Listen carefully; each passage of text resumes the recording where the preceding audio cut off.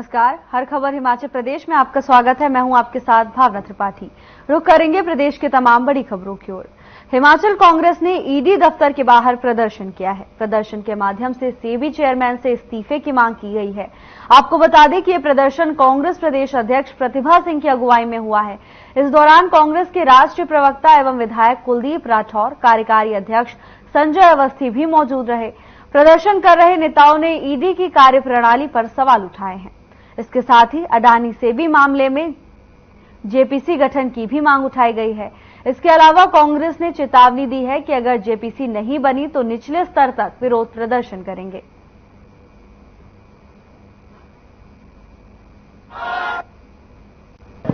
उनकी अगुवाई में हमने ईडी कार्यालय के सामने प्रदर्शन किया और प्रमुख रूप से हमारे पार्टी के वरिष्ठ नेता ठाकुर रामलाल जी, जो पूर्व में मंत्री रहे हैं, हमारे पूर्व में स्पीकर रहे हैं गंगूराम मुसाफिर जी, संजय अवस्थी जी, हमारे जो पार्टी के कार्यकारी अध्यक्ष हैं, और हमारे बरागटा जी, आदर्श सूद जी, हमारे सेवा दल, हमारी महिला कांग्रेस, युवा कांग्रेस, हमारे जो मेयर हैं सुरेंद्र जी, डिप्टी मेयर साहिबा, सब लोग जो है यहाँ इकट्ठे हुए और हमने एक सांकेतिक जो है धरना किया। जैसा यहाँ कहा गया, इसलिए आई है कि हमने बार बार इस आवाज को उठाया है। कांग्रेस पार्टी ने पार्लियामेंट में भी ये बात कही। राहुल गांधी जी बार बार इस बात को कहते जा रहे हैं कि सारा बिजनेस देश का आज एक व्यक्ति के हाथ में चला गया है। अडानी जी इसका जवाब क्यों नहीं देते? बार बार प्रधानमंत्री से भी कहा गया कि आप आकर इस इशू को एड्रेस करो, इसके ऊपर अपनी बयानबाजी करो, तब हमको पता लगेगा कि क्यों ये हो रहा है। अब तो हिंडनबर्ग ने भी इसमें अपना बयान जारी किया है और उन्होंने कहीं न कहीं पूर्व मंत्री राजेंद्र गर्ग ने वर्तमान सरकार पर हमला बोला है। उन्होंने कहा कि प्रदेश की सरकार लूट की सरकार बनकर रह गई है। बड़े बड़े वादे करके सत्ता हासिल करने वाली सरकार से प्रदेश का हर वर्ग परेशान व हताश है। उन्होंने कहा कि सुक्खू की सरकार को व्यवस्था परिवर्तन के नाम पर पूर्व सरकार की ओर से शुरू की गई योजनाओं को बंद करने का खामियाजा आने वाले समय में भुगतना पड़ेगा। आए दिन पूर्व में बीजेपी सरकार के समय चली योजनाओं को बंद करने वाली प्रदेश सरकार ने अब आटे व चावल के दाम बढ़ाने की तैयारी कर ली है। इससे पहले पूर्व सरकार के समय दी जा रही 125 यूनिट मुफ्त नो बिजली योजना ग्रामीण क्षेत्र में निःशुल्क दिए जा रहे पानी को बंद कर 100 रुपए प्रति नल के हिसाब से बिल वसूलने का फरमान जारी कर चुकी है।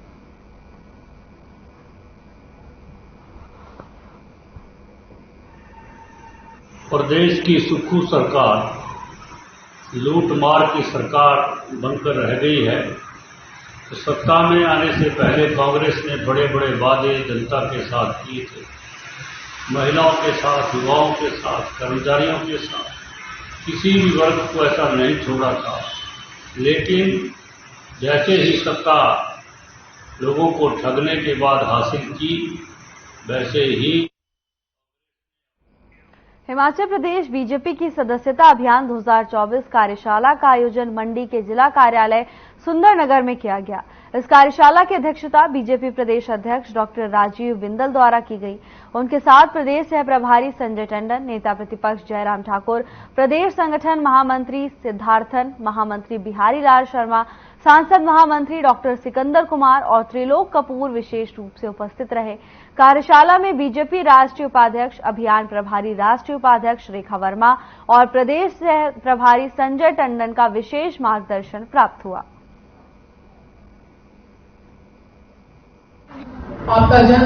भारतीय जनता पार्टी राष्ट्रीय स्तर के ऊपर संगठन महापर्व प्रारंभ कर रही है। 1 सितंबर को माननीय प्रधानमंत्री श्रद्धेय नरेंद्र मोदी जी को सदस्य बनाकर माननीय राष्ट्रीय अध्यक्ष श्री जगत प्रकाश नड्डा जी हमारे राष्ट्रव्यापी सदस्यता अभियान का श्री गणेश करेंगे। भारतीय जनता पार्टी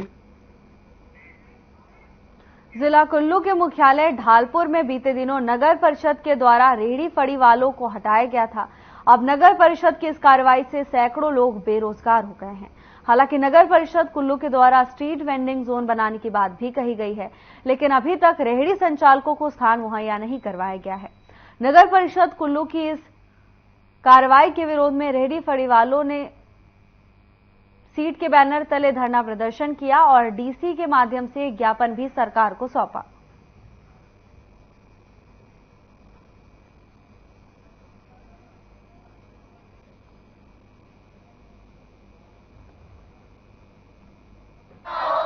पिछले लगभग 1.5 महीने से जो रेहड़ी फड़ी लगाकर अपनी आजीविका कमाने वाले लोग हैं, इनको प्रशासन ने जो है वो अपनी स्थानों से हटा दिया था, और वो भी बिना किसी नोटिस के, बिना किसी कारण के, बिना कोई मीटिंग किए।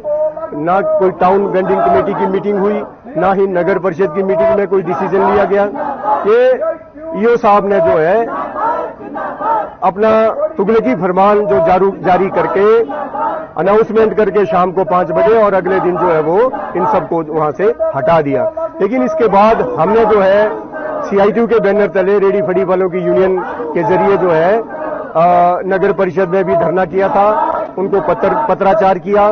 डीसी साहब को भी हमने जो है पत्र लिखा था, और उसमें जो स्ट्रीट वेंडर्स एक्ट 2014 है उसका हवाला देकर कि भाई क्या क्या उस कानून में प्रावधान है, कैसे जो है स्ट्रीट वेंडर्स को जो है वो जगह मुहैया होनी चाहिए और उनके क्या अधिकार हैं, उसके ऊपर हमने बातचीत की थी। तब जाकर जो है आनन फानन में जो है स्ट्रीट वेंडिंग कमेटी की मीटिंग ईओ साहब ने बुलाई थी, और उसमें ऊना जिले में HIV एड्स को लेकर छात्रों में जागरूकता वृद्धि के उद्देश्य से गुरुवार को 5 किलोमीटर की रेड रन मैराथन का आयोजन किया गया। जिला प्रशासन, स्वास्थ्य विभाग और जिला एड्स रोकथाम एवं नियंत्रण इकाई के संयुक्त प्रयास से हुए इस आयोजन में उपायुक्त जतिन लाल ने हरी झंडी दिखाकर दौड़ को रवाना किया। मैराथन सुबह 8 बजे रामपुर से आरंभ होकर सोमभद्रा पुल से समनाल होते हुए वापस रामपुर में संपन्न हुई। मैराथन में रेड रिबन क्लबों का संचालन करने वाले जिले के 8 शिक्षण संस्थानों के 17 से 25 आयु वर्ग के 46 विद्यार्थियों ने भाग लिया। इनमें 24 लड़के और 22 लड़कियां शामिल रहीं। इस दौरान उपायुक्त ने बताया कि इस मैराथन का उद्देश्य समाज को जागरूक करना है। समाज में HIV के प्रति जागरूकता फैलाना और युवाओं को स्वस्थ जीवन शैली अपनाने के लिए प्रेरित करना ही इस मैराथन का उद्देश्य था। इसके अलावा नशा और अन्य जोखिम भरे व्यवहारों से बचने के प्रति भी बच्चों को जागरूक किया गया। रेड रन मैराथन में प्रथम, द्वितीय और तृतीय, चौथे व 5वें स्थान पर रहने वाले प्रतिभागियों को पुरस्कृत किया गया है। उपायुक्त जतिन लाल ने स्मृति चिन्ह देकर बच्चों को सम्मानित किया। इसमें विजेता बच्चों को नगद पुरस्कार भी दिए जाएंगे। ये नगद पुरस्कार विजेताओं को सितंबर के पहले सप्ताह में होने वाली राज्य स्तरीय मैराथन में भाग लेने पर प्रदान किए जाएंगे। आज हमारे जो हेल्थ डिपार्टमेंट है उनके द्वारा हमारे जो कैंपेन चल रहा है जो 12 अगस्त से 12 अक्टूबर तक चलेगा, एड्स अवेयरनेस, HIV अवेयरनेस के ऊपर, और यूथ को सेफ सेक्स और ऐसी जो भी रिलेटेड प्रॉब्लम है उसके बारे में अवेयरनेस दिलाने के लिए उन्हीं के चलते आज एक मैराथन का आयोजन किया गया है हमारे जो रामपुर ब्रिज के पास। अब इसके अलावा जो सोलन फल एंड सब्जी मंडी इन दिनों सेब की फसल से गुलजार है। वहीं बागवानों को भी इस बार सेब के बेहतर दाम मिल रहे हैं। 50 रुपए प्रति किलो से लेकर 150 रुपए प्रति किलो तक सेब के दाम मिल रहे हैं। तो वहीं पेटी की बात करें तो 2500 से 3000 रुपए तक प्रति पेटी का मूल्य बागवानों को मिल रहा है।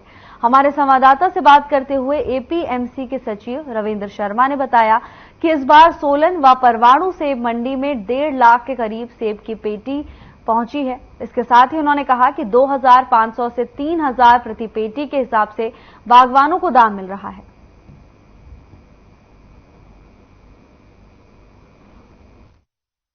बात है सेब का अराइवल अब तक हमारी दोनों मंडियों में मिला के 1,30,000 हो चुका है, जो जबकि पिछले वर्ष जो है अब तक हम लगभग 3-4 लाख पेटियां हमारे पास आ चुकी थी।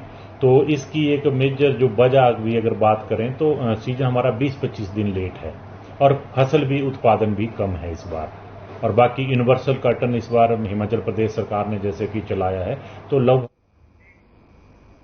पुलिस चौकी रानीताल से एक दुखद घटना सामने आई है, जहां एक परिवार की खाना खाने के बाद अचानक तबीयत बिगड़ गई। जिसके चलते 2 बच्चियों की मौत हो गई, जबकि उनकी मां की हालत गंभीर बनी हुई है। जानकारी के अनुसार यूपी के बरेली निवासी नेकपाल अपनी पत्नी और बच्चियों के साथ पिछले 4 साल से रानीताल के पास रहकर मेहनत मजदूरी कर रहे थे। रात को परिवार के सभी लोगों ने खाना खाया और सो गए। इस दौरान सभी की तबीयत बिगड़ गई।